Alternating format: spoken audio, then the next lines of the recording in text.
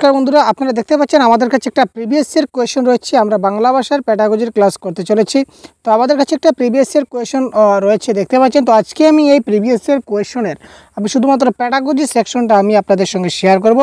এইগুলো হচ্ছে সবগুলো প্যাসেজের আনসার কি, আমি আপনাদের প্যাসেজের আনসার কিগুলো পরে অন্য সময় আমি আপনাদের দেখিয়ে দেবো কী করে প্যাসেজ থেকে কী ধরনের প্রশ্ন আসে। প্রশ্নগুলো দেখতে পাচ্ছেন আপনারা স্ক্রিনে শো হচ্ছে। তো প্যাসেজ থেকে কী করে আনসারগুলো খুঁজে খুঁজে করতে হয় অলরেডি তার অনেকগুলো ভিডিও দেওয়া আছে, ঠিক আছে। তাও আমি আরেকবার এই যে নির্দিষ্ট প্রশ্নগুলো আমি আপনাদের অন্য এক সময় দেখিয়ে দেবো পরবর্তী ক্লাসে। তো এবারে আমরা এই যে প্রিভিয়াস ইয়ার কোয়েশ্চনের আমাদের প্যাডাগজি কী কী এসেছিল, 15টা প্যাডাগজি রয়েছে। তো এইগুলো আমি খুব সংক্ষেপে আপনাদের দেখিয়ে দেওয়ার চেষ্টা করেছি, সুতরাং আপনারা অবশ্যই সাথে থাকুন এবং প্রত্যেকটা প্রশ্নের আনসার কেউ কমেন্ট বক্সে আমাদের জানাতে ভুলবেন না। তো চলুন দেরি না করে আমরা খুব তাড়াতাড়ি আজকের ক্লাসটা স্টার্ট করি।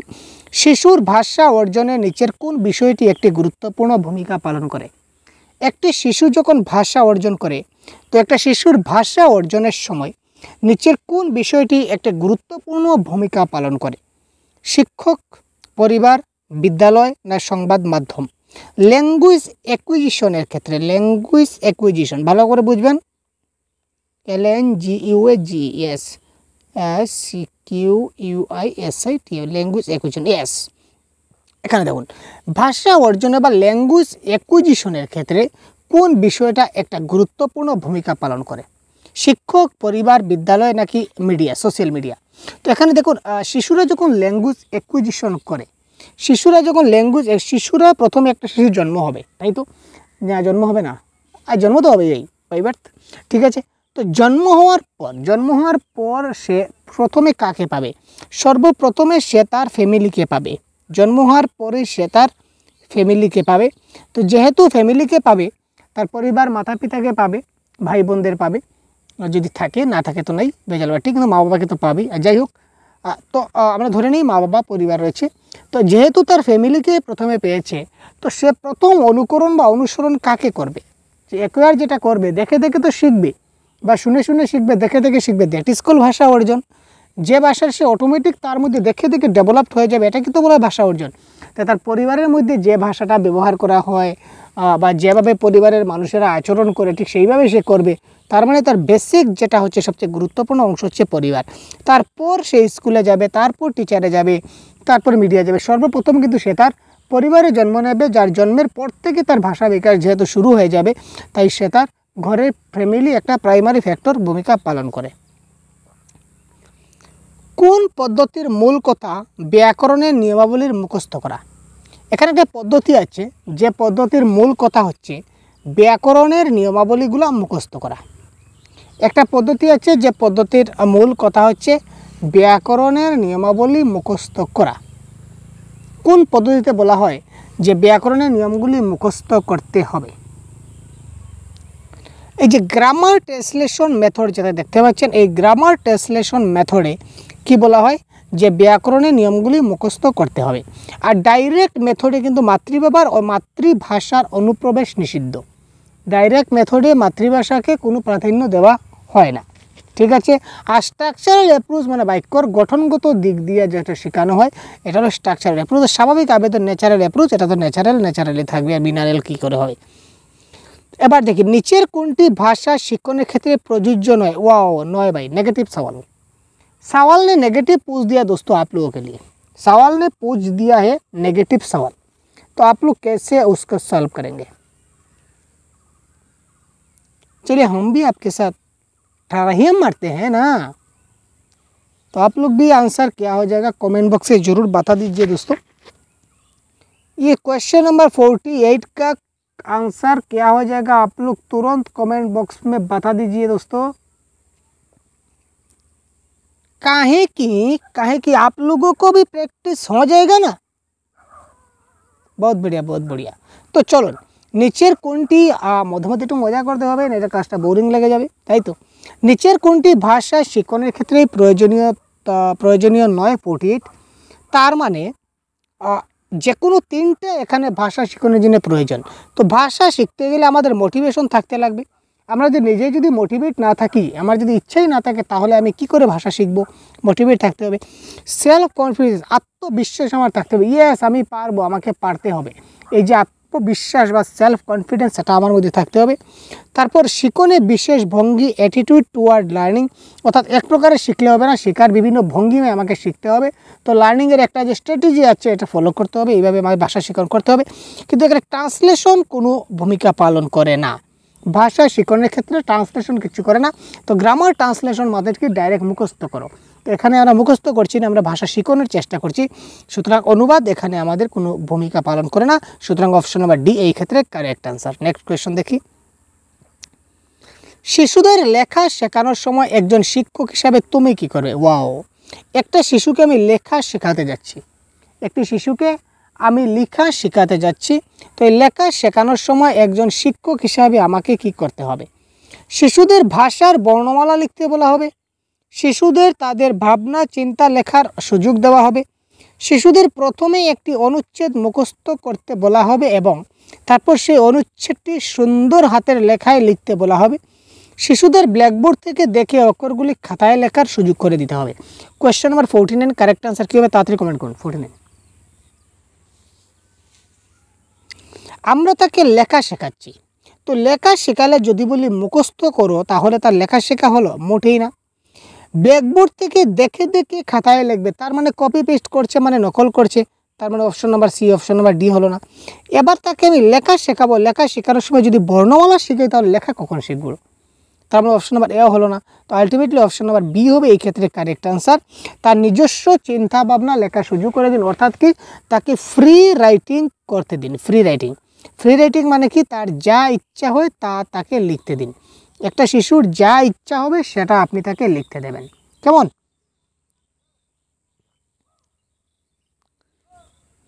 শিক্ষার্থীর জন্য শিক্ষণ উপকরণ বা টিচিং লার্নিং ম্যাটেরিয়ালস বাছাই করার জন্য নিচের কোন বিষয়টা জরুরি? Question number 50।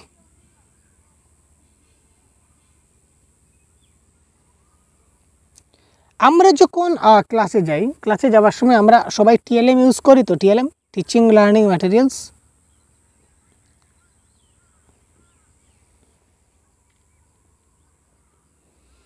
তো এই যে কোন টিএলএম আমি ক্লাসে নেব, কী ধরনের টিএলএম ক্লাসে নেব, এটা আমি করতে গেলে আমাকে কোন বিষয়টা জরুরি রাখতে হবে? এটা নিকটবর্তী বাজারে সহজলভ্য হতে হবে। আরে ভাই, অনেকগুলো টিএলএম আমরা ফ্রিতে পাই, বিনা পয়সায় পাই, বক্কা পাই, যেমন পাথরের টুকরা। পাথরও তো একটা টিএলএম, তাই তো? এটা পাথরের টুকরা। বা একটা আমরা বলতে পারি যে লাঠি যাকে বলি, স্টিক, এটাও তো একটা টিএলএম হিসেবে ব্যবহার করতে পারি। কিংবা বিনা পয়সায় অনেক কিছু জিনিস পাওয়া যায়, মাটি দিয়ে গুল বানালাম, গুল বানিয়ে একটা বল বানিয়ে নিলাম, এটাও টিএলএম। তো এটাও তো আমরা ফ্রিতে পেয়ে গেলাম। তো এখানে বাজারে সহজলভ্য এটা কোনো কথা নয়। অধিক মূল্যবান না হওয়া উচিত, মূল্যবান মানে পয়সা দিয়ে কিনে যাওয়া হয়, কিন্তু আমরা অবশ্যই ফ্রিও পেতে পারি, সুতরাং এটা হলো না। শিক্ষার্থীর নিজের হাতে তৈরি করা উচিত। আরে ভাই, অনেক কিছু যে ওই যে মাটি বললাম, পাথরের টুকরা বললাম, এগুলো কি শিশুরা নিজে থেকে তৈরি করে? এগুলো তো ন্যাচারাল জিনিস, ফ্রিতে পাওয়া যায়। বা বা আমাদের সরকার অনেকগুলো টিএলএম প্রোভাইড করে থাকে স্কুলের সময় সময়, সুতরাং এটাও তো আমাদের কারেক্ট অ্যান্সার হচ্ছে না। তো এ বি সি তিনটা হচ্ছে না, তো কারেক্ট অ্যান্সার হচ্ছে অপশন ডি। এটি বিষয় সংপৃক্ত এবং সংহত উপায়ে ব্যবহারের উপযুক্ত হচ্ছে, অর্থাৎ আমি যে টপিকটা বোঝাতে চাচ্ছি, যে বিষয়টা আমি বুঝাইবার চেষ্টা করছি, ওই বিষয়টা যেন আমি ভালো করে ওই টিএলএমের মধ্য দিয়ে বোঝাইতে পারি। দ্যাট ইজ দ্য মূল কথা, মূল ফান্ডা। প্রথমে মূল ফান্ডাটা বুঝুন ভাই। নেক্সট, দ্বিতীয় শ্রেণীর কিছু শিক্ষার্থীর কয়েকটি ধ্বনি উচ্চারণে অসুবিধা রয়েছে। ওহো, আমি ক্লাস 2তে রয়েছি এবং আমার শিশুরা কি করতে পারে? ধ্বনি উচ্চারণ করতে পারছে না, তাদের সাউন্ড উচ্চারণ করতে তাদের সমস্যা হচ্ছে। তো এই সমস্যাটা দূর করতে গেলে আমি কি করতে পারি? কোয়েশ্চন নাম্বার 51, বড়িয়া কোয়েশ্চন। প্রথমে দেখি, শিক্ষিকার উচিত মানুষের মুখ গহ্বরে একটা ছাঁচ ব্যবহার করে একটি ধ্বনি স্থানগুলি ব্যবহৃত হয় তার ব্যাখ্যা করা। শিক্ষিকার উচিত দু একটি কার্যপ্রণালী ব্যবহার করা, যেমন শব্দ সুর করে বলা এবং সম্পৃক্ত শনাক্তকরণ যোগ্য করে তোলা। পাঠটা জুড়ে জুড়ে পড়া এবং তার অন্তর্গত ধ্বনিগুলি ব্যাখ্যা করা। তাদের বারবার উচ্চারণ এবং অভ্যাস করতে দেওয়া, যাতে তারা বারবার উচ্চারণ করে এবং অসুবিধাগুলি দূর করতে পারে।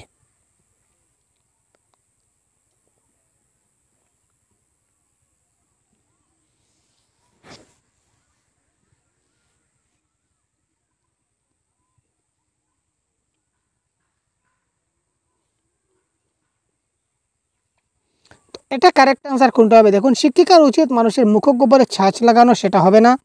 তারপর পাঠটা জুড়ে জুড়ে পড়বে, তার অন্তর্গত ধ্বনিগুলির ব্যবহারের ব্যাখ্যা করলেও কোনো কাজ হবে না।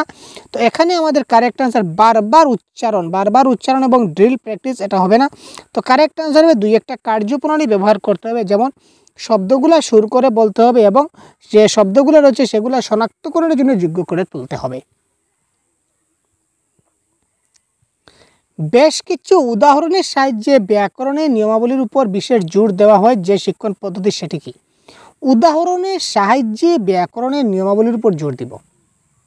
52, প্রথমে আমি উদাহরণ যাব, তারপর নিয়মে যাব।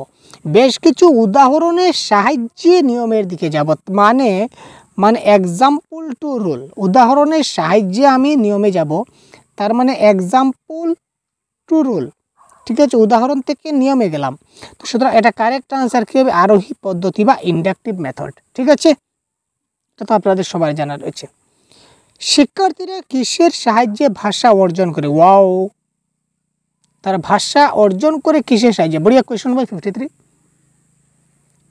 স্বাভাবিক ভাব বিনিময় সংক্ষিপ্ত অর্থাৎ ন্যাচারাল ইন্টারেক্টিভ এনভায়রনমেন্ট পরিবেশে ভাষা ব্যবহার করে, ভাষার গঠন শৈলীর বিশ্লেষণ করে, ওই ভাষার সাহিত্য পাঠ করে, ওই ভাষার বক্তার সংস্কৃতি সম্পর্কে জ্ঞাত করে।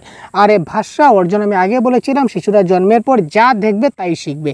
তার মানে একটা ন্যাচারাল এনভায়রনমেন্টের মাধ্যমে, ইন্টারেক্টিভ এনভায়রনমেন্ট, সে যে পরিবেশে থাকবে এই পরিবেশে যেরকম চলবে শিশুটা এইরকমই হবে, এইরকম জিনিসগুলো এসে শিখবে। সুতরাং স্বাভাবিক ভাব বিনিময় সংক্ষিপ্ত পরিবেশে ভাষা ব্যবহার করবে। নিচের কোনটি সূক্ষ্ম চালিকা শক্তির বিকাশের উদাহরণ, অর্থাৎ fine motor skill development example কোনটা? সূক্ষ্ম চালিকা শক্তি।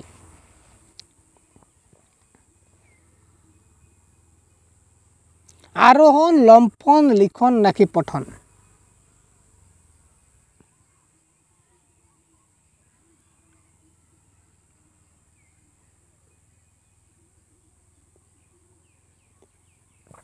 নিচের কোনটি সূক্ষ্ম চালিকা শক্তির ফাইন মোটর স্কিল বিকাশের উদাহরণ? আরোহণ, লম্ফন, লিখন নাকি পঠন? অর্থাৎ এখানে কারেক্ট আনসার আমাদের লিখন। তো রাইট, ছোটো শিশুরা যখন কলম ধরা শিখে এবং সে যে আঁকিবুকি করে, যে শিশুরা কলম ধরার পর শিশুরা যখন প্রথম কলম ধরবে তখন দেখুন এইভাবে আঁকিবুকি করবে। কি আঁকিবুকি করবে সে নিজেই জানে না, আমি জানা তো দূরের কথা, তাই তো। তো এই যে আঁকিবুকি করে এটাকে বলা স্ক্রিবলিং। এই যে শিশুটা এই যে আঁকিবুকি করছে এটাকে কি বলা হয়? যদি বলা হয় যে শিশুটা যে আঁকিবুকি করছে এটাকে কি বলা হয়? এটাকে বলা হয় স্ক্রিবলিং। ঠিক আছে, এইটাকে বলা হয় স্ক্রিবলিং। আর এটা কোন সময় হবে? এটা তার লিখনের সময় হবে, এবং এটা যখন করবে তখন তার ফাইন মোটর স্কিল বা এই যে ছোটো ছোটো সূক্ষ্ম চালিকা শক্তি এগুলোর বিকাশ হবে।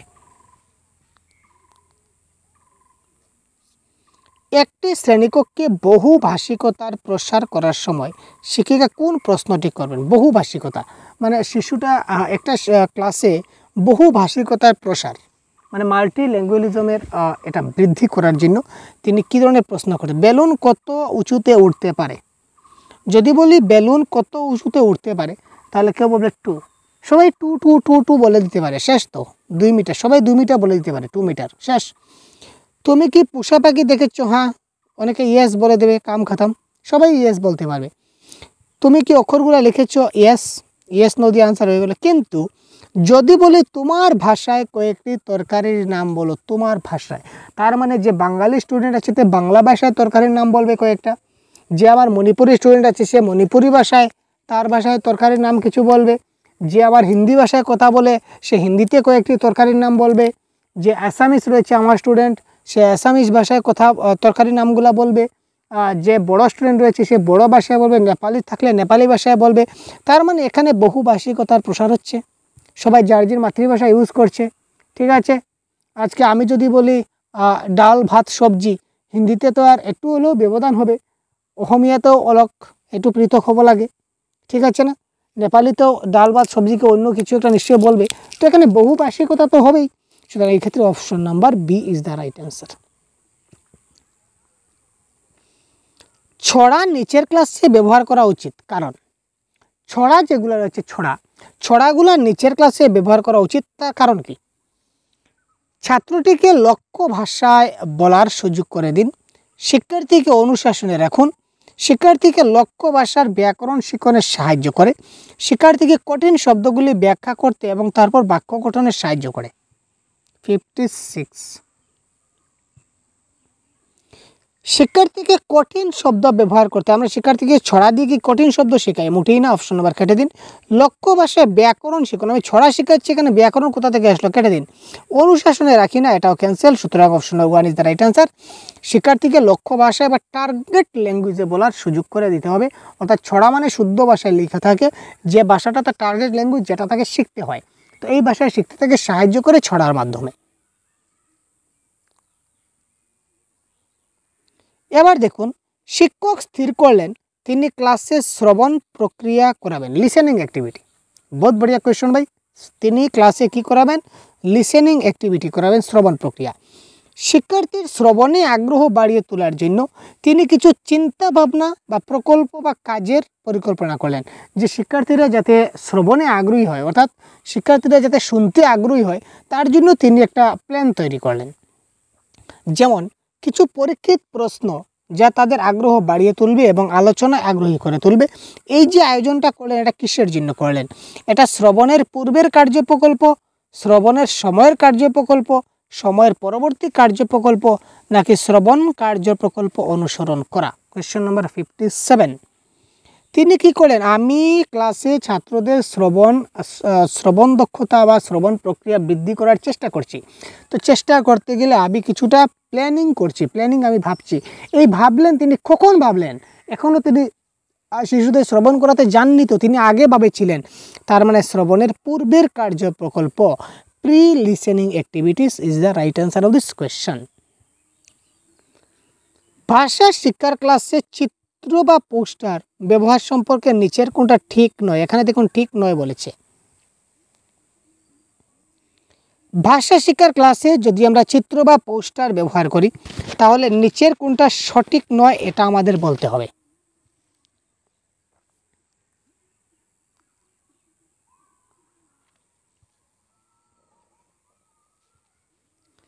এটি শিশুদের চিত্র পর্যবেক্ষণের সুযোগ করে দেয়, তারা ক্লাসে চিত্র দেখলে চিত্রগুলো দেখে অনেক কিছু শিখতে পারবে, এটা কারেক্ট।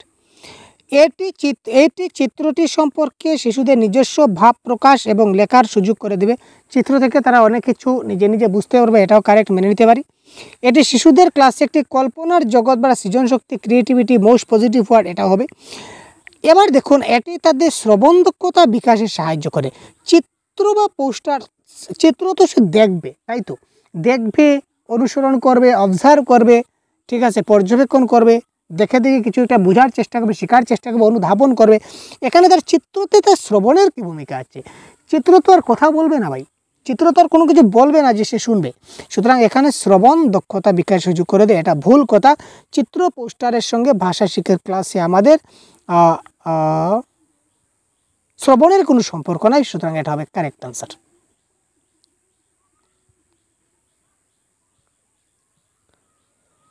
ইমার্জেন্ট লিটারেসি স্টেজের নিচের কোনটি লিখনের অন্তর্গত? বর্ণমালা লেখা, তারপর বর্ণলেখা, তারপর বাক্য রচনা, নাকি অঙ্কন? Emergent literacy stage 59। Emergent literacy stage বলতে কোন স্টেজকে আমরা বুঝি? অর্থাৎ আনুষ্ঠানিকভাবে শিক্ষা গ্রহণ করার পূর্ববর্তী স্তর। শিশুরা যখন স্কুলে যায়, স্কুলে সে 5 বছর কিংবা 6 বছরে সে স্কুলে যাবে, তাই তো প্রথম ভাগে ভর্তি হবে, কিংবা তার 1-2 বছর আগে সে অঙ্গনাদি স্কুলে যাবে। সে স্কুলে যাওয়ার আগে তার ঘরে তার মা বাবা বা কেউ যদি থাকেন, অবশ্যই কেউ না কেউ থাকবেন শিক্ষিত, যেও থাকেন সবাই কি করেন? একটু একটু তারে পড়ানোর চেষ্টা করেন, যেমন 1, 2, ক, খ, এটা কমলা, এটা কলা, এইগুলো তাকে মানে পরিচয় করাবার বা এইগুলো তাকে শেখানোর চেষ্টা করা হয়। তো এই যে স্কুলে যাওয়ার আগে যে তাকে যে শেখানো হয়, that is call emergent literacy stage. এবং এই সময় শিশুরা কি প্রথমে বর্ণমালা রচনা করতে পারে? মুঠেই না। বর্ণ শব্দ লিখতে পারে? মুঠেই না। বাক্য রচনা করতে পারবে না, কিন্তু তারা ড্রয়িং অঙ্কন করতে পারবে। অঙ্কন বলতে যদি বলে একটা হাতির ছবি অঙ্কন করে সুন্দরভাবে, একটা মহাত্মা গান্ধীর ছবি সুন্দরভাবে আঁকো, দ্যাট ইজ কল অঙ্কন নয়। অঙ্কন বলতে আঁকিবুকি, এখানে অঙ্কন ড্রয়িং বলতে এখানে সে সুন্দর একটা ড্রয়িং করবে সেটা কথা নয়, সে আঁকিবুকি করবে, এইভাবে আঁকিবুকি করবে। অর্থাৎ আপনার কাছে এই আঁকিবুকির কোনো মিনিং নাই, মিনিংলেস, কিন্তু তার কাছে একটা মিনিং আছে, সুতরাং correct answer option number D.